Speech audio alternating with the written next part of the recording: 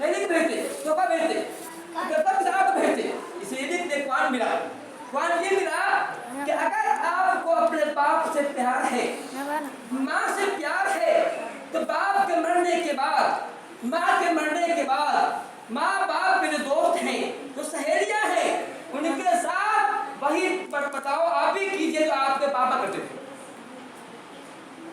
जो बताओ आपका आपके बाप का क्योंकि दोस्तों के साथ था वही कीजिए।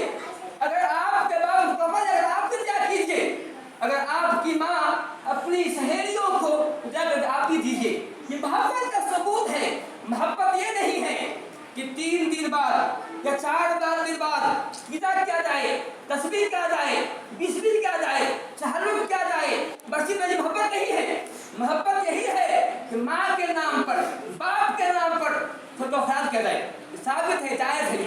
मोहब्बत ये है माँ बाप से कि माँ बाप के नाम पर कुरान तकसीम किया जाए, ये मोहब्बत है।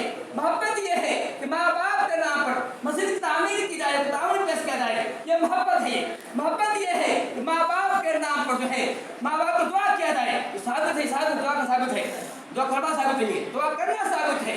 कुरान पढ़ना ये भी साबित नहीं है, दुआ का साबित है, ये साबित कीजिए। अब आगे बढ़िए नहीं, अगर आप मुसलमान हैं, अगर आप नबी से मोहब्बत है, उतना कितना साबित है, जितना आगे बढ़ने बढ़िए। आगे बढ़ना या कम करना हमारे बस की बात नहीं है। हमें हुक्म दिया गया है कि ऐ लोगों इत्तबऊ वला तब्तदऊ, ऐ लोगों इत्तिबा करो, ऐ लोगों पैरवी करो, ऐ लोगों नबी की बात मानो, तुम बिदअत मत करो।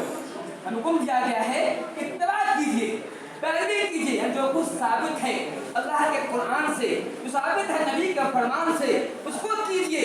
ये नबी की मोहब्बत है, नबी की पैरवी है। वला तब्तदऊ, उस मत निकालिए नहीं अपने मन से, अपने दिमाग से इजाद मत कीजिए, कुछ जाति मत कीजिए। जाति करना महमूद नहीं है। तो मैं ये कह रहा था कि इस्लाम मैंने कहा बड़ा रोजा ये है कि आदमी शिर्क ना करे। बड़ा रोजा ये है कि आदमी बिदअत से इस्लाम करे, शिरकियत से ना करे, और वो चीजें जो मुकफ्फरात है इस्लाम किया जाए।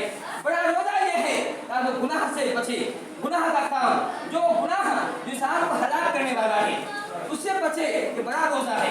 ऐसा करते हैं तो आप जो है, अगर आप जो है वाकई आपने रमजान रोजा रखा है, उसका आपको असर बाकी है।